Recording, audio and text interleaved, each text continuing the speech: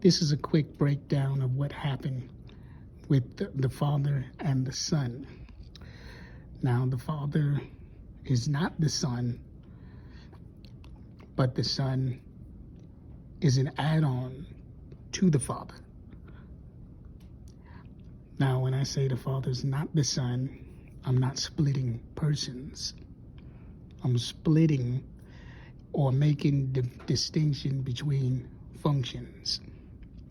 So here I have two papers to demonstrate this. So you see, this is the Father, God, Spirit only. That's the deity, Jesus. Jesus before his body was the Father, always has been. That Jesus, the Spirit, created a body. And that body is the Son of God. That's flesh. This body has no deity. The Father is the deity of the Son. That's why he said, I can of myself do nothing. It is the Father that dwells in me. He does the works. Now, this is the Spirit. This is the flesh. The Spirit has its own function. The flesh also, that God created, has its own function. So the Father does not function as the Son. The Father functions as the deity within the Son. So the God part of him that was functioning through the flesh was not the flesh. It was the Father who was in the flesh. God was manifested in the flesh. God was not manifest as the flesh. See the difference? Now, even though the man has a distinct function of its own, the flesh actually has its own function, distinct from the Spirit. The Spirit powers on the body, and then the body has its own distinct functioning. So it's not the Father functioning as the Son. The Son actually functions separately from the Father. The Father's not functioning as the man. The man functions as the man. And the Father functions as God. Now, even though there's two distinct functions or two distinct operations, it's not two persons, because this body belongs to this spirit. Now, when you put the body and the spirit together, they are one. So the body of the Son becomes a human add-on to the Father, which functions distinctly from the Spirit. And together, all of it is Jesus. So you have Jesus Christ the Father in spirit form, who added on to himself a humanity called the Son with its own distinct function.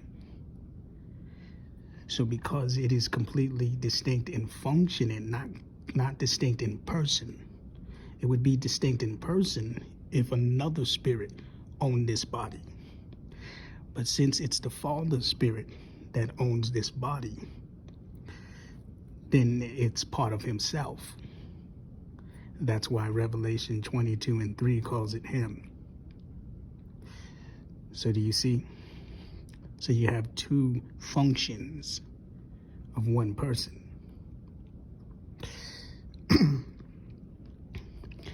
I and my Father are one. The flesh has a unity, oneness with the Father.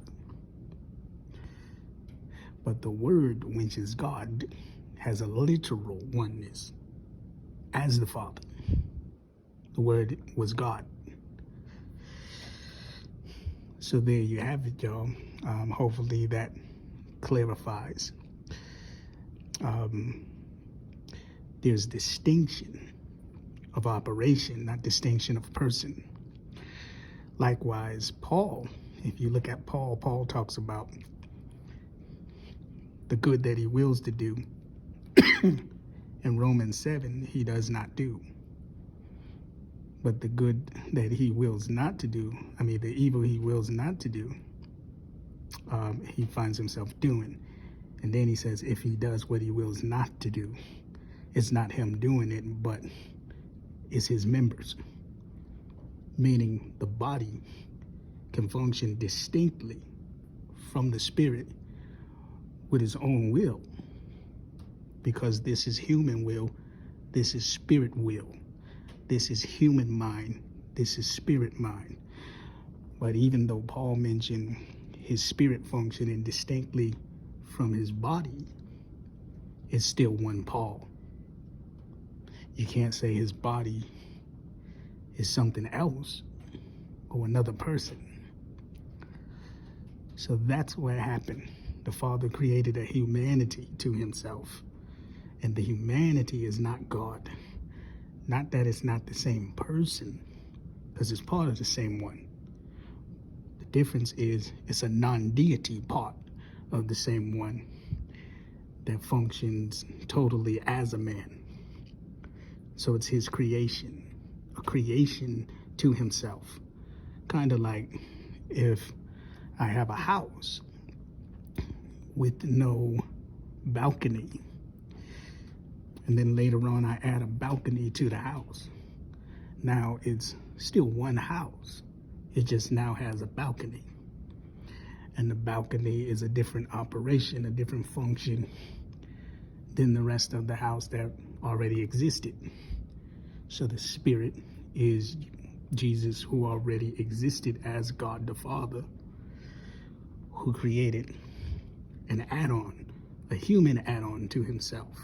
And that human add-on functioned totally distinct.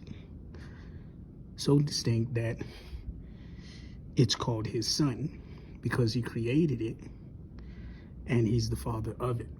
So his spirit had to teach it everything, and his body had to submit to his spirit, which created his body, in order to be taught by it and led by it. So you have the Spirit of Christ, and then you have the man Christ, which is the physical Christ. The Spirit of Christ was in the prophets of old. The man Christ was made Christ, and then given the title that the Spirit already had. Do you see? So it's not two Christs. It's the same Christ manifest in the flesh, or the same Lord manifest in the flesh. That's why to worship the Son, there's no problem, because the Son is an add-on to the Father. That's a human add-on to the Father, so it's part of himself. Now, if it was another spirit that owned that body, then he would be totally separate in person. But since the Father's Spirit added on to himself a body, because there was no other God for him to sin, Deuteronomy 32:39, there's no God with me. Therefore, there wasn't another one for him to sin. He had to pour out his own spirit like he still does today. The Father pours out his spirit. That's him sending part of himself. That's the same thing he did, but this time he took on flesh. So there you have it, y'all. Peace.